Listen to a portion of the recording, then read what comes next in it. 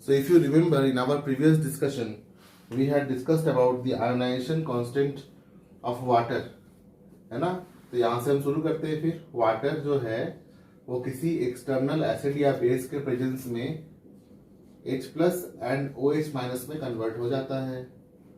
तो किसी भी सॉल्यूशन में H प्लस और OH माइनस के कंसंट्रेशन के प्रोडक्ट को, ठीक है, KW is nothing but the product of the concentration of H plus and OH minus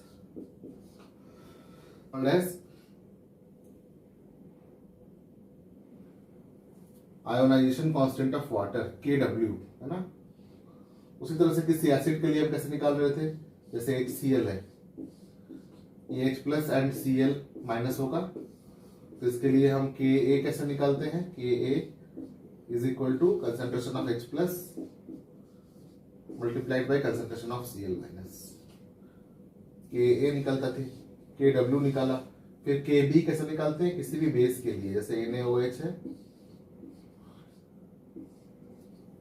ये अगर आयोनाइज हो Na plus plus OH minus में, तो Kb निकालते हैं product of concentration of Na plus multiplied by product of concentration of OH minus. ये हमने देखा था। Now we will see the meaning of pH.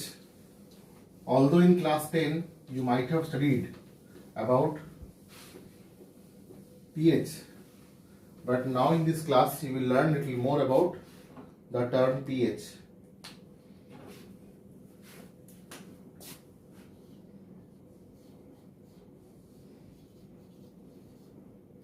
Not only pH, why pH only? We can also say pOH, we can say P acid dissociation constant, we can say P Kb, we can say P Kw. Alright, what does this P mean? P means potens. Now since these are very low concentration, like 10 to the power minus 1, 10 to the power minus 2, 10 to the power minus 3, up to 10 to the power minus 14, है ना। ये क्या बहुत small fraction में होते हैं ना concentration H plus के OH माइनस के, ठीक है। तो इसको एक स्केलेबल नंबर में कन्वर्ट करने के लिए एक मैथमेटिकल ऑपरेटर यूज करते हैं, ठीक है। क्या हम कोई स्केल बना सकते हैं ऐसा जिसमें 0.1, 0.01, 0.0001, 0.0001, 0.000001 ऐसा कोई स्केल बना सकते हैं क्या? क्या कोई स्केल होगा ऐसा? Is it possible to make a scale to measure the pH? मतलब इतना स्मॉल वैल्यूज को क्या हम रिजोल्यूट कर सकते हैं? नहीं कर सकते।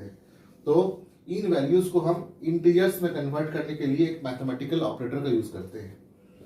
वो मैथमेटिकल ऑपरेटर है माइनस लॉग। तो अगर माइनस लॉग 0.1 करेंगे उसका मतलब है minus log 10 to the power minus 1, और एक आइडेंटिटी होता है कि log m to the power n is equal to n log m, है ना, ये याद रखना है। तो क्या होगा, ये minus and minus will become plus and we can write it as 1। तो 0.1 can become 1। So what will 0.001 will be? 0.001 will become 2. How? Minus log 0.01 means minus log 10 to the power minus 2. Now using this identity, we can write this as 2 log 10 base 10, log 10 base 10 का value 1 होता है, is equal to 2। Now can you tell me what will be the value of pH if the concentration of H plus is, if this is the concentration of H plus 0.01, 0.001, 01, 0.001, 0.003, then what will be the value of pH? value of pH will be scalable now. It will be a scale. It can be scaled 1, 2, this will become 3, this will become 4, this will become 5. And what is the highest possible? Highest possible is 10 to the power minus 14, which we can write as 14. So what is pH? pH is nothing but negative log of concentration of H plus ion is pH. Similarly, minus log of concentration of OH minus ion is POH. Minus log of concentration or minus log of the value of acid dissociation constant will be pKa.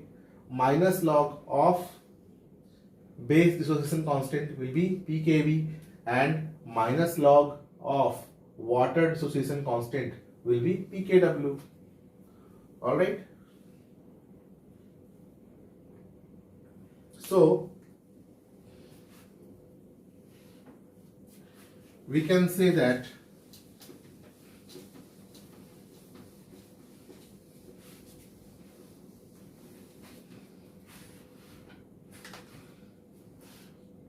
if 1 mole of water breaks into 1 mole of H plus and 1 mole of OH minus, then pH of neutral water or pKw will be equal to pH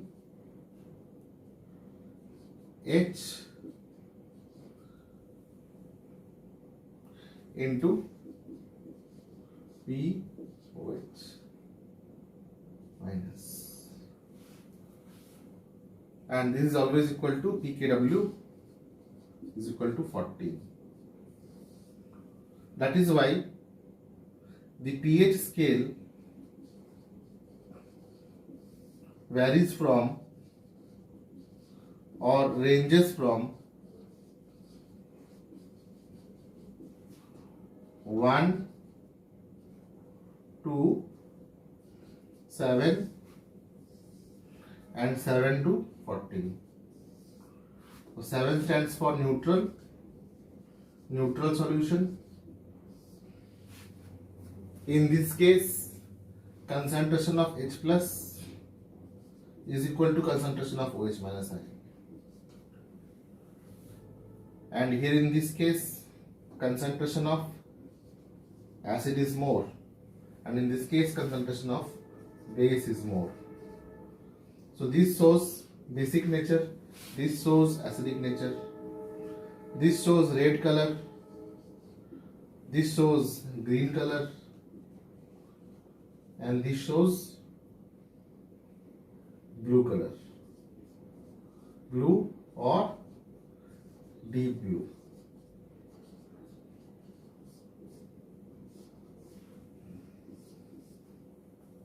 तो ये जो pH नापने के लिए जो हम pH paper use करते हैं क्लास 10th के एसिड बेसिल सॉल्ट्स में जो किया था आप लोगों ने, तो ये जो pH नापते हैं हम, तो कैसे नापते हैं? एक pH पेपर होता है, उस pH पेपर में एक केमिकल लगा रहता है जिसको अगर हम एसिड में डिप करते हैं तो रेड कलर शो करता है, ऑरेंज कलर शो करता है, येलोइश ऑरेंज कलर शो करता है, ग्रीन कलर वाटर के लिए शो करता है, न्यूट्रलाइज्ड सॉल्ट सॉल्यूशन के लिए शो करता है, और ब्लू कलर शो करता है बेसिक सॉल्यूशन के लिए, है ना।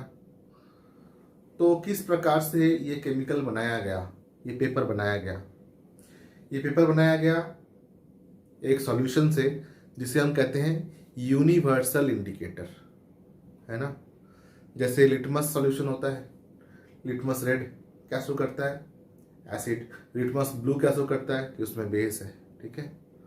फिनोप्थलीन पिंक कलर क्या शो करता है? पिंक कलर शो करता है बेस, और ये सिर्फ बेस इंडिकेटर ही है ना।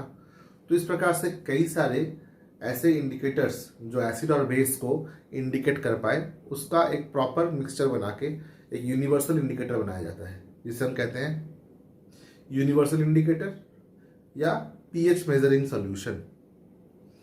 PH measuring solution.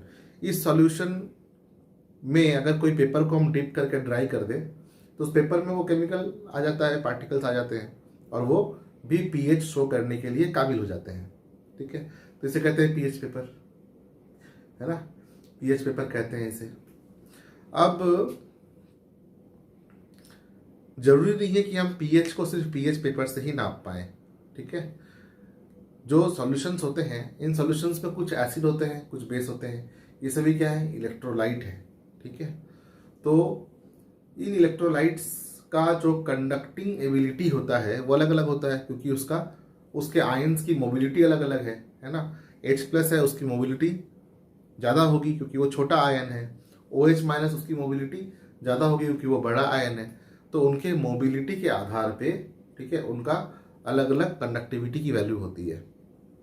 तो एक प्रोब डालते हैं जो कि एक इलेक्ट्रॉनिक डिवाइस है, एक प्रोब जो कि एक इलेक्ट्रॉनिक डिवाइस है, उसे हम कहते हैं पीएच मीटर, है ना। तो एक पीएच मीटर होता है एक पेन की तरह, उसमें एक इलेक्ट्रोड लगा रहता है, उसको हम वाटर में जैसे डालते हैं तो वो पीएच शो कर देता है। ठीक है, तो ये डिजिटली इसको बनाया गया है इस तरह से कैलिब्रेट करके कि अलग सॉल्यूशन में वो डिजायर्ड सॉल्यूशन जिसका हमें पहले से पीएच पता हो तो उसमें उसको सेट कर दिया गया इस प्रकार से कि वो पर्टिकुलर डिजिट को दिखाएगा, है ना। पर्टिकुलर कंसेंट्रेशन ऑफ H+ और OH- के लिए उसको कैलिब्रेट कर दिया गया है डिजिटली, है ना। तो आजकल हम क्या करते हैं, पीएच मीटर से पीएच नापते हैं, लेकिन फिर भी अभी भी पीएच पेपर और यूनिवर्सल इंडिकेटर सॉल्यूशन का उतना ही इंपॉर्टेंस है जितना पीएच मीटर का है। ठीक है, क्योंकि पीएच मीटर कभी कभी अगर खराब हो जाए तो गलत पीएच भी शो कर सकता है, लेकिन यूनिवर्सल इंडिकेटर जो है वो कभी भी गलत पीएच शो नहीं करेगा, है ना, क्योंकि उसका जो केमिकल प्रॉपर्टी है वो चेंज नहीं होगा। लेकिन अगर उस डिवाइस का कोई इलेक्ट्रॉनिक कंपोनेंट खराब हो जाए या कैलिब्रेशन बिगड़ जाए तो हो सकता है कि वो पीएच ठीक ना शो करे, या फिर हो सकता है किसी ने पीएच टेस्ट किया हो एसिड से और उसके इलेक्ट्रोड को बिना धोए रख दिया, तो जब हम उसको बेस में डालेंगे तो अभी भी वो एसिड के साथ बेस मिलकर कुछ पीएच में के वैल्यूज में डिफरेंस क्रिएट कर देगा वो, है ना। तो ये जो मीटर है, इस मीटर को हम पीएच मीटर को हम बहुत एहतियात के साथ यूज़ करते हैं, धो के साफ करके तब यूज़ करते हैं। ठीक है, लेकिन उससे भी अच्छा है पीएच मीटर के अलावा हम यूनिवर्सल इंडिकेटर को भी यूज़ कर सकते हैं। यूनिवर्सल इंडिकेटर के बोतल में स्पेक्ट्रम ऑफ कलर दिए रहते हैं, जैसे पीएच पेपर का पहला स्ट्राइप में दिया रहता है ना, पीएच पेपर का जो बुक होता है ना, एक पतला सा बुक होता है, बुकलेट जैसा, तो उसमें पहले में ही कलर बैंड दिया रहता है ना। पहला वाला क्या होगा, पहला वाला होगा रेड और लास्ट में होगा डीप ब्लू कलर या violet colour. Violet colour show करता है बेस, रेड कलर शो करता है एसिडिक, और ग्रीन कलर शो करता है जो बीच में है 7, जो कि है न्यूट्रल। ठीक है, और ये डिपेंड करता है कंसंट्रेशन ऑफ H+ और OH- के ऊपर। ठीक है, this was all about pH. अगर किसी भी न्यूमेरिकल में हमें पीएच का वैल्यू दिया रहे तो हम H+ का कंसंट्रेशन निकाल सकते हैं। मतलब if pH is equal to 2, then concentration of H+ will be equal to how much? सीधी सी बात है, this is minus log concentration of H is equal to 2. That means what? That means concentration of H+ is equal to 10 to the power -2, है ना। कहाँ से निकाला, हमने भी एक स्केल बनाया था उससे निकाला, है ना। इस प्रकार से हम कंसंट्रेशन ऑफ H+ निकाल सकते हैं किसी भी सॉल्यूशन में जिसका pH या फिर POH हमें दिया रहे। अगर POH दिया रहे तो 14 माइनस pH कर देंगे, क्योंकि pH plus POH is always equal to 14, है ना। जो pH का वैल्यू है, pH का वैल्यू और POH का वैल्यू दोनों को ऐड कर देंगे, टोटल हमेशा 14 आएगा। तो अगर POH दिया हुआ है तो pH निकालने के लिए 14 माइनस pH कर देंगे। ठीक है, इस प्रकार से हम pH रिलेटेड न्यूमेरिकल्स करेंगे और कर भी सकते हैं। Next is common ion effect. PH हो गया, कॉमन आयन इफेक्ट बहुत सिंपल है। कॉमन आयन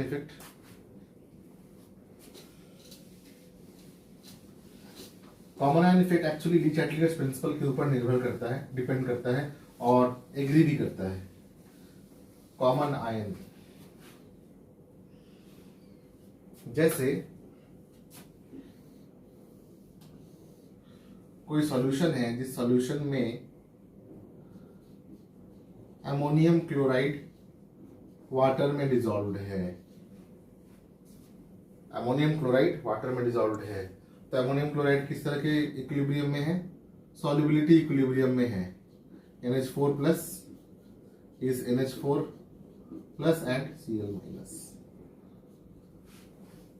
अगर हम इसमें कोई भी कॉमन आयन डाल दें, मतलब अगर हम इसमें NaCl डाल दें, तो कॉमन आयन क्या हुआ इसके अंदर, ये Cl माइनस और ये Cl माइनस कॉमन हो गया। कॉमन होने के बाद क्या होगा, concentration of Cl minus will increase, और अगर concentration of Cl minus will increase then what will happen, the equilibrium will shift towards backward direction. ठीक है, तो इसको अगर इस वेसल को नाम ड्रॉ कर कैसे करें कि NH4Cl NH4 plus and Cl minus. To this, if we add NaCl, then Cl minus is common here. To decrease this concentration of Cl minus ion, the reaction will shift backward and NH4Cl will undergo precipitation, अभी resolve नहीं रहेगा। ये explanation था किसका, common ion effect का।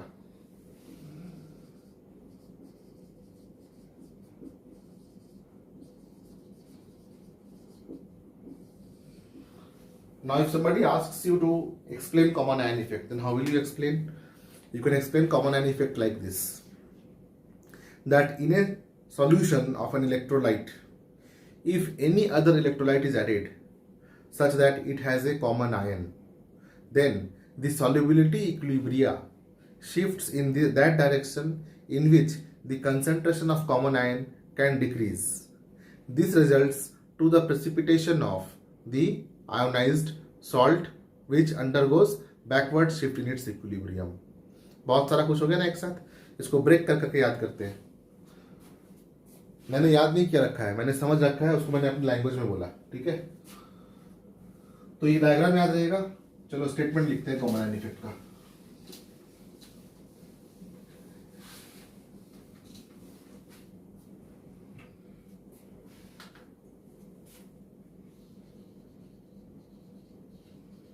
Common ion effect किसमें show होता है, किसमें शो होगा, किसी सॉल्यूशन में शो होगा। सॉल्यूशन ऑफ किसका, इलेक्ट्रोलाइट का।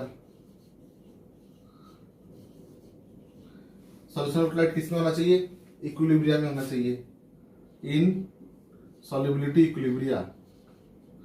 सॉल्युबिलिटी मतलब फिजिकल इक्विलिब्रिया है।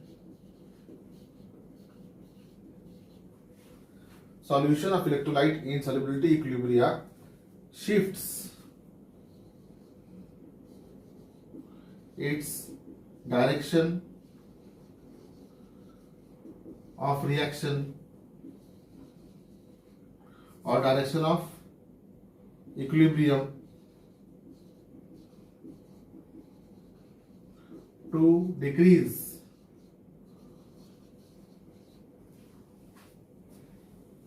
the concentration of added common ion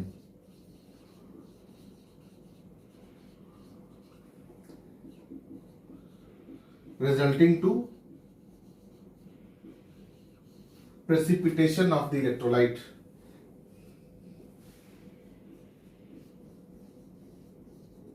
Precipitation of the electrolyte or salt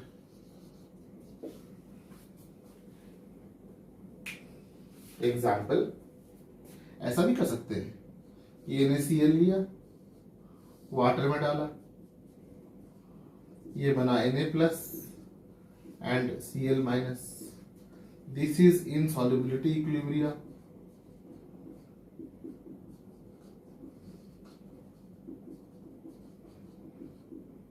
Now if you add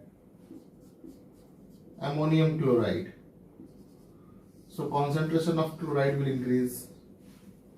As a result, the equilibrium will shift in that direction where NaCl can be precipitated.